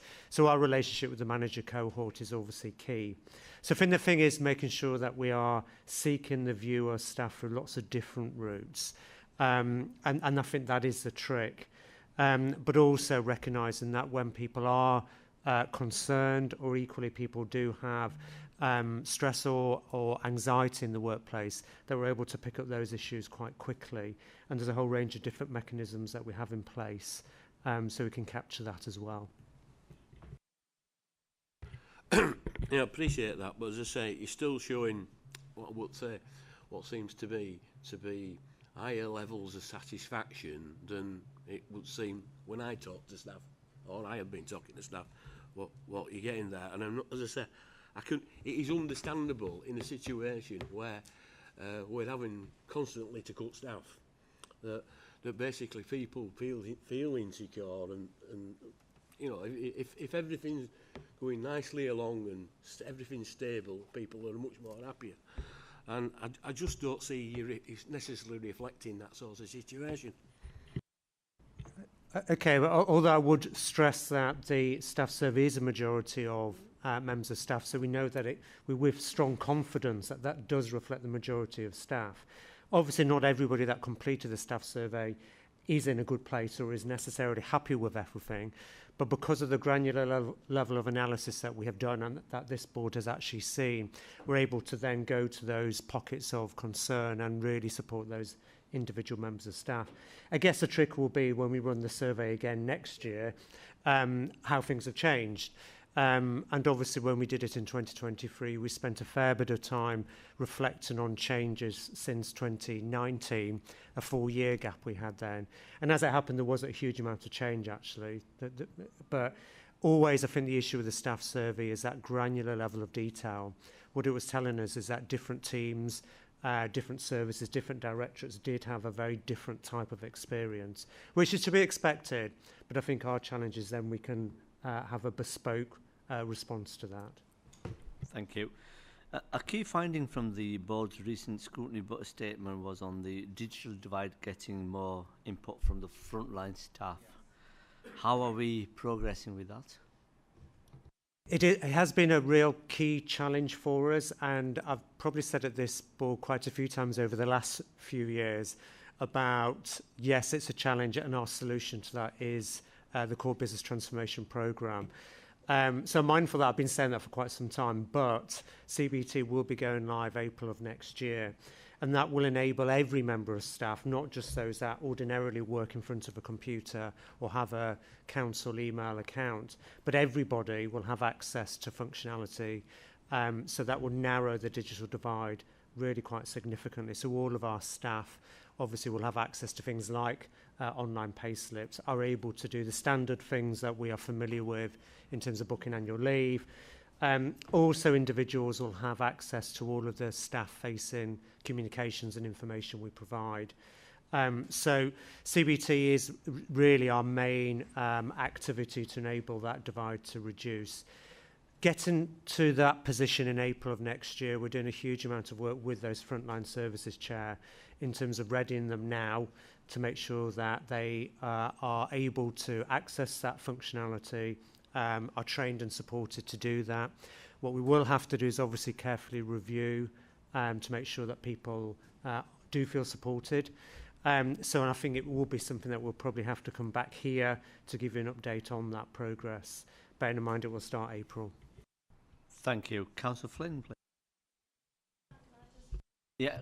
Sorry, just to add to what Andy said there as well, and I know scrutiny members keep hearing about the core business transformation, but it's going to make a huge impact into how this council does business going forward and organises itself. So I'm really pleased that this scrutiny board have got eyes and ears all over that core business transformation strategy as well, and keep getting updated on it.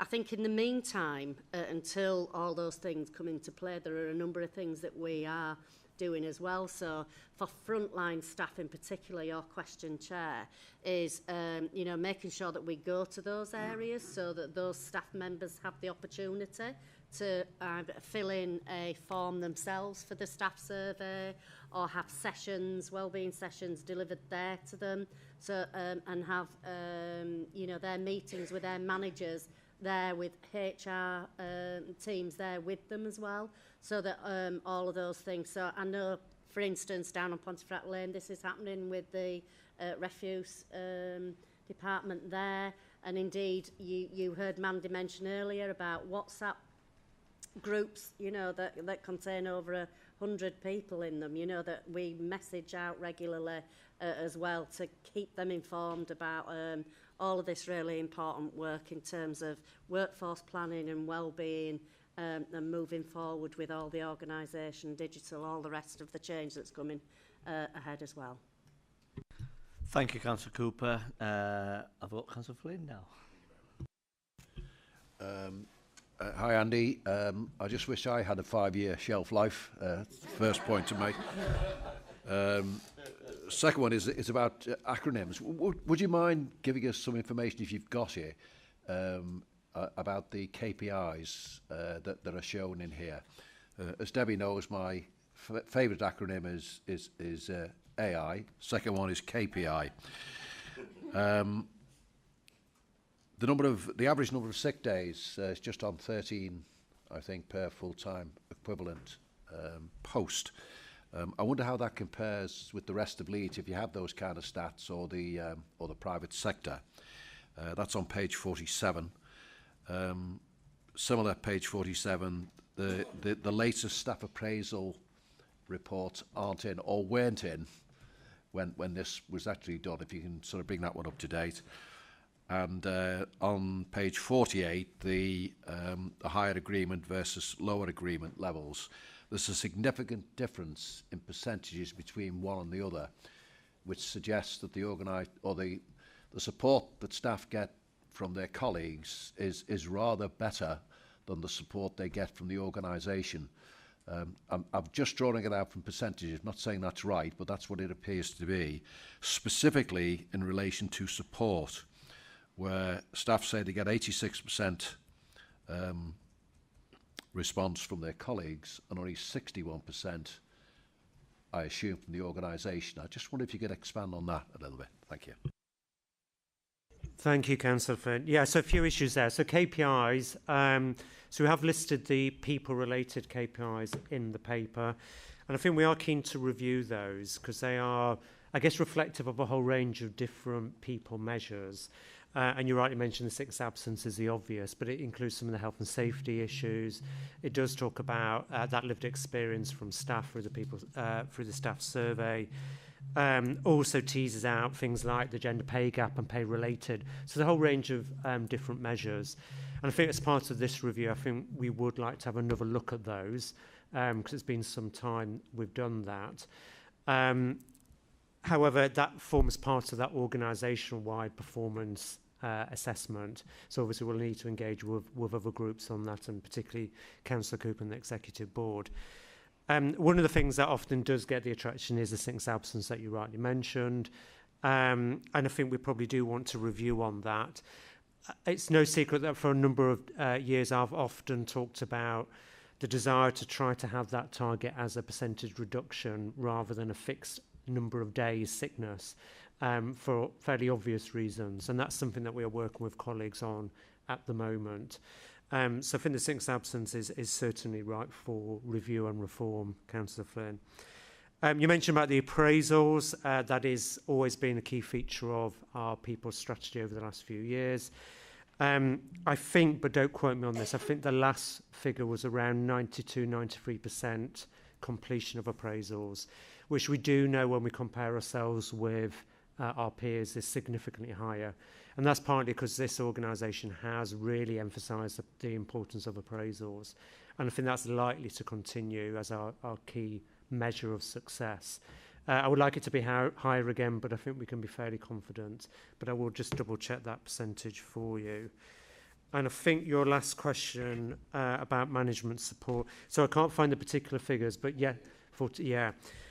I think there is often a number of things here. I think there's often a difference between when asking people about how they feel generally in the workplace, and we know that it will be influenced by a whole range of different factors, sometimes outside our control, because obviously it's about people's sort of home life and their general health, for example. But therefore, we also ask how people feel supported by their immediate line manager, and those figures are higher, about sort of 60 to 70% when we've done that. And then when you look at other metrics and ask more corporately, more generic, then there's some variation, as you rightly say, in terms of people's feedback. I think the key thing I would say is that the variation is stark between different teams and different services, and that's always been our focus.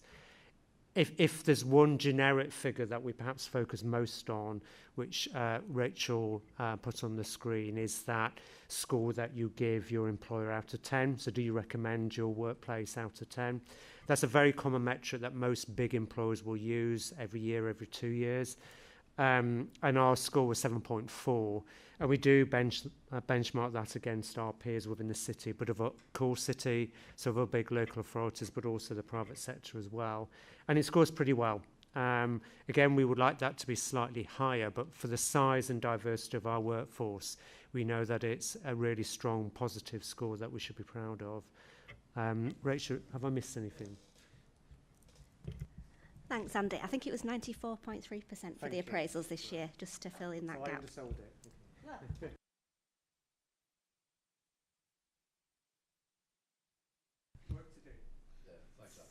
Thanks, Andy, and thanks, Rachel. Next on the list is Councillor Timmins. Thank you, Chair.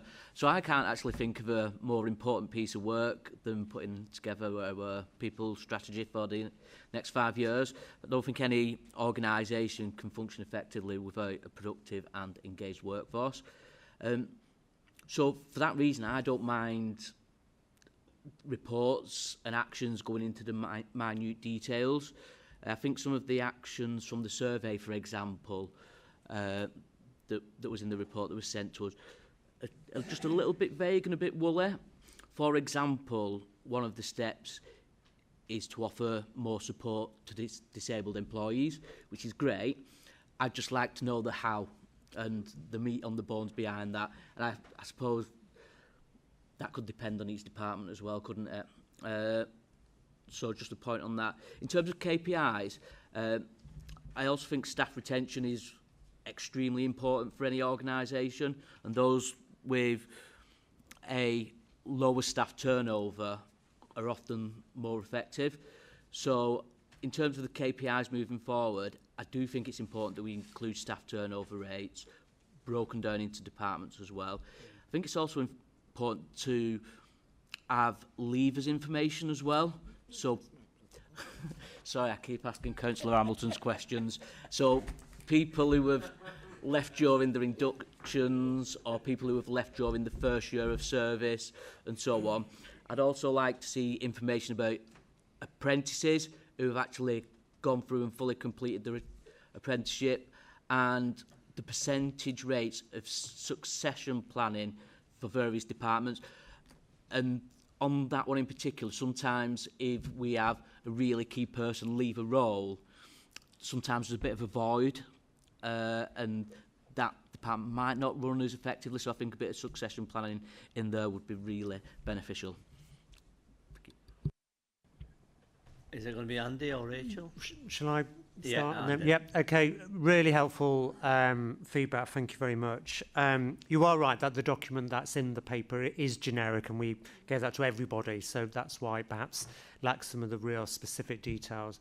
What we have done quite recently actually is we've gone back out to our manager cohort to remind them again that they've got the staff survey toolkits and all the analysis, and then just to go back to their teams and then do that sort of reflection and look at their more individual service level actions and deliverables within that general framework. So there's a lot of detail that sits behind, but we have tried to make sure that it's led by individual team managers rather than a corporate top-down, because it won't always land well everywhere. It really needs to be more tailored to individual services. You are right about some of the KPIs. That's really helpful, so we don't have anything about attrition and turnover. It's always one of those tricky issues about some services might benefit from a higher turnover and some might benefit from a lower turnover. So what is the benchmark? What is the target? But it would be useful for us to look at. So thank you for that. Particularly about new starters that leave early. That would be something interesting for us to look at. Likewise with the completion with apprenticeships. So I appreciate that feedback.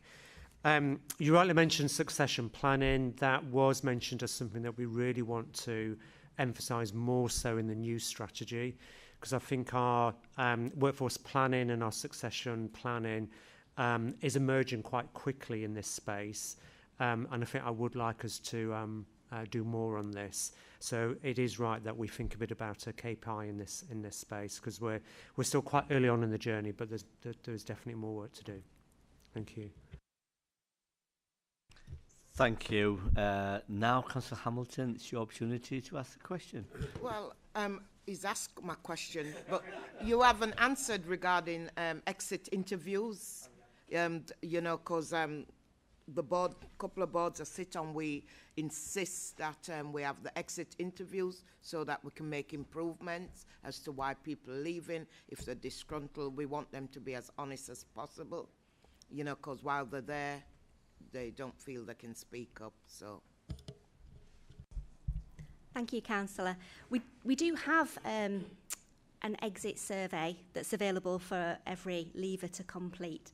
And you're right, it's one of the areas that I think we could use more effectively in terms of the people strategy going forward. At the moment, our challenge is that we don't have enough data for it to be meaningful, so we need to do more work on encouraging people leaving the organisation to complete that survey or to find out why they wouldn't want to do that. Thank you. Councillor Chapman. Thank you. I just want to go back to the staff survey and the participation rates. I appreciate it is a majority of staff that reply, but it's only 52%. And I would suggest in answer to Councillor Blackburn's question that part of the reason it's so positive is because the people that are not happy are not replying or taking part. Because that is a metric of dissatisfaction, isn't it? It's they can't be bothered or don't want to do it. So, and that links into the next bit was around the CBT implementation. If that's in April, do we want to make sure that the staff survey that is done next year allows time for staff at the front line that don't have access to online systems now to be trained on it and to understand it and therefore be able to complete the staff survey online in private and take part proper? Because I think that is one of the reasons we do get a low response rates. Well, I think it's a low response. I'm used to response rates of 80 plus in the organisation I worked in. So if it's just the timing of when we do the survey versus the rollout of the system, so that more people are at least given access to complete it, even if they don't choose to do that. Thank you, Councillor Chapman. Councillor Cooper. Thank you, Chair. If I can just respond and then I'll let officers come in with more detail.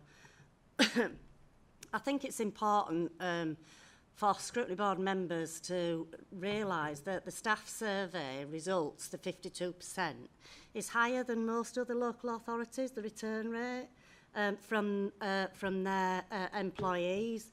It has been increasing year on year, so we are increasing the return rate of our staff.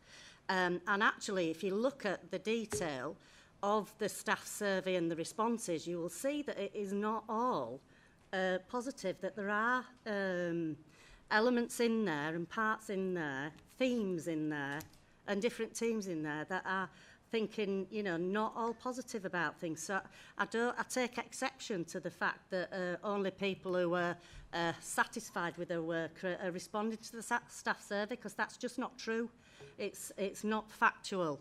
And I do realise that there are some areas in the council that are more difficult for them to respond to the staff survey, particularly those who are not on digital platform for their work. So more often in terms of the frontline service, Councillor Chapman, so they're, you know, the areas that we need to work on more so that we get their views back. And like I said earlier, we are taking steps to try and ensure that we get some of that feedback as well.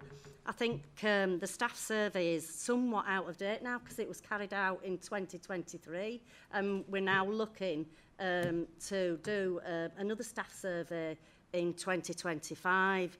I think if you have examples of areas within the organisation that staff are not happy, then I'd encourage you to feed that through, not because of any particular individual to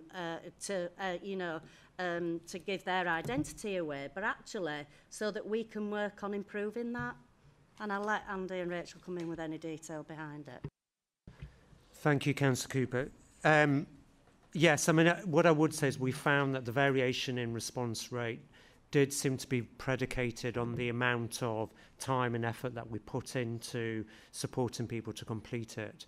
So when we were working in certain areas with certain managers who were very involved, very engaged in this, and we had a lot of support encouraging people to complete it, the response rate did significantly increase, rather than just being the happy people responding and the unhappy people not. So we know that when we put the effort in particular services, the response rate did increase. And obviously that's what we want to do again next time round, and particularly for those offline staff. to increase the response there. And also, as Councillor Cooper has said, we do know that in the staff survey there was plenty of opportunity for people to put their comment in a free text box, and people did. They did exercise their right, and I read every comment. There were about 10,000 comments, and most of them weren't always positive. So, you know, we did properly take on board and properly reflect on those comments. Just in terms of timing, we haven't actually locked down the actual timing for next year's staff survey. So we do need to reflect on how it links into things like CBT, how it links into other things that are happening in the organisation. And obviously, I'm in early conversations with the incoming Chief Exec, because he will have a view on when to do the staff survey, because he will want to reach out and talk to colleagues himself when he arrives next year. So we haven't quite locked that down, but thank you for your comment on the timing. Thank you. Councillor Chapman, do you want to come briefly back? Yeah. Can I just say that my comment about 52% wasn't a negative comment. It was just to say it's still not as high as it might be high for a local authority. It's not high for a private business. Not a private business. I know we're not a private business, but our employees do very similar work to what happens in some private businesses, and they get their employees to do a higher, to complete, more employees complete it. As I say, I worked in Openreach. We have, our BT, we had a lot of similar functions to how this council operates. It might have been engineers, but it's people at the front line, don't have access to systems necessarily, or didn't, and they got survey responses of 86 to 90%, in some cases over 90%. All I'm saying is it's the higher percentage return you can get, the better the representative analysis is of those comments. That it wasn't a criticism, and I sort of object to always being criticised for things I say in this scrutiny board by Councillor Cooper, because it does feel as though it's personal at times. Thank you, Councillor Chapman, for those comments, and they have been noted anyway. Councillor Cooper, do you want to just come back briefly as well? Yes, yeah, Chair, I would like to come back on that, because I am absolutely not being personal in any sense. I'm responding to comments made, and Councillor Chapman, your second attempt there at speaking about what you meant came across far better than the first. Thank you. Thank you. Thank you. Can we just end there as well? Councillor Palmer, just briefly, and then we've got another agenda item. Yeah, just very briefly. Just changing tack. So these comments are about supporting staff and the organisation at the same time. Thanks, by the way, for Rachel and Andy's presentation and report. We've got a lot of staff who are over 50 and women. And there's been a few comments about sick leave being quite high. Life's complicated, we get ill, that's a fact. And if you're ill, you shouldn't be at work. But I'm just trying to think, I'm supporting staff when they are sick. Quick question, first of all, is there a return to work interview? There is, okay. And also, have we looked at the fact that women over 50 have got additional responsibilities to a lot of us? Obviously, we want to retain these staff. We don't want to lose them.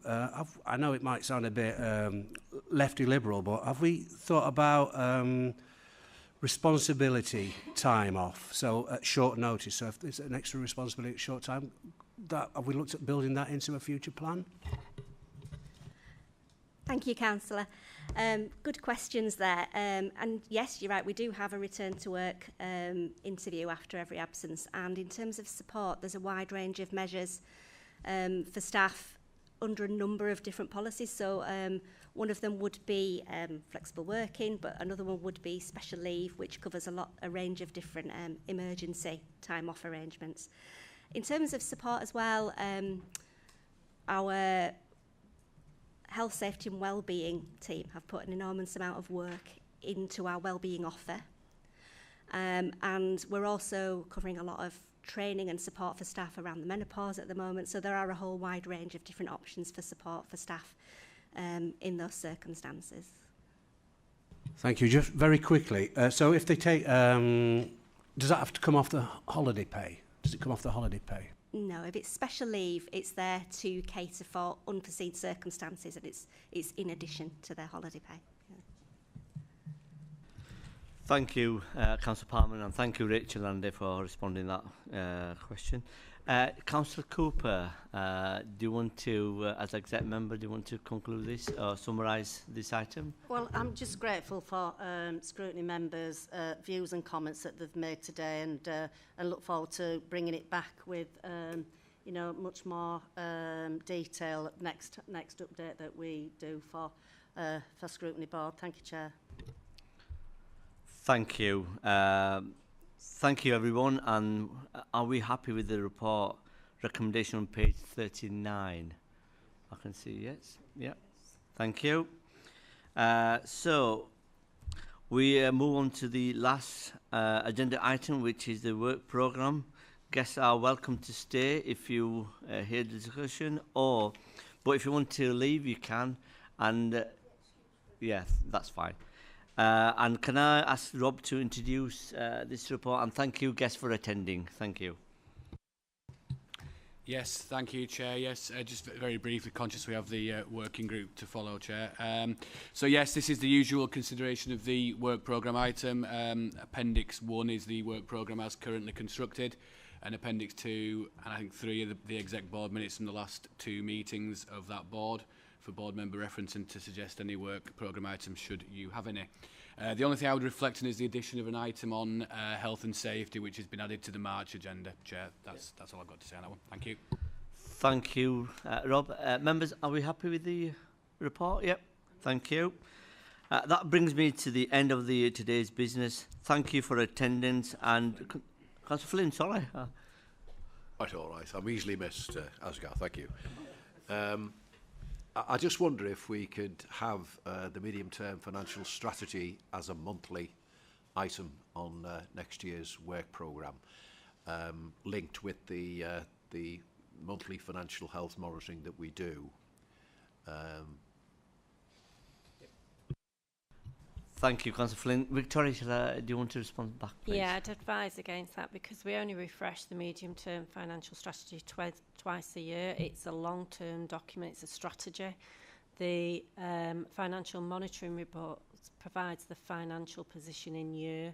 We wouldn't refresh it on a monthly basis, so it would be no value. We bring it here in September, and when we refresh it as part of the budget process, so you receive it. So you'd just be getting the same information. So there's no value added to bringing the MTFS here. Thank you. So I couldn't hear most of that, Victoria. Sorry, I presume the answer was no. Thank you, Victoria. Thank Sorry, you, Councillor Flynn. Councillor Flynn, if you couldn't hear it, I think, just to summarise what Victoria was saying, is that the MTFS is refreshed every 6 months. So it wouldn't bring you any added value to bring it on a monthly basis. It's as it is for 6 months without any change. So I suppose keep it in your favourite documents to bring to scrutiny. I understand that. It was really the fact that we've got such a huge gap next year, which actually is, you know, more than 50% of the next 3 years gap. And you know, we know what the monthly sort of figure is on a fairly regular basis. Well, that has a significant effect, or might have a significant effect on the MT, whatever. Yeah, thank you. And it would be, you know, handy to have the information on it. I know it's an absolute pain for you, Victoria. It's just every couple of months or so, you're then trying to sort of like catch up on where we're up to with budget savings and this and that and the other. Which is not your issue, I understand. It's the various directorates. So it's okay. You don't need to go into it in any detail. No, what I would say is that the financial health reports contain all that information. We review the MTFS in September, and that's because we can see what's happening in the first half of the calendar year and the first 3 months of the financial year. And that's when we review all the assumptions that's in there, and we do it in September. Then obviously, as we're doing the budget report, we're doing that in December, which is 3 months later. So to me, the key document for the in-year and the pressure that will happen into future years will be that financial health monitoring report. Okay, thanks. That's fine. Thank you, Victoria, and thank you, Councillor Flynn. As the chair, I will take this away as well, and we will have a further discussion with the officers and see how we can bring this back as well in different form, and even highlight some points for members. Thank you. That brings us to the end of today's business. Thank you for your attendance and contribution today. This is our last meeting of 2024, so before closing, I hope you have a restful break over the Christmas period, and Happy New Year. And our next schedule is Monday the 13th of January at 10:30, and as usual, the pre-meeting is going to be 10 o'clock. Looking forward to seeing you next year. Thank you.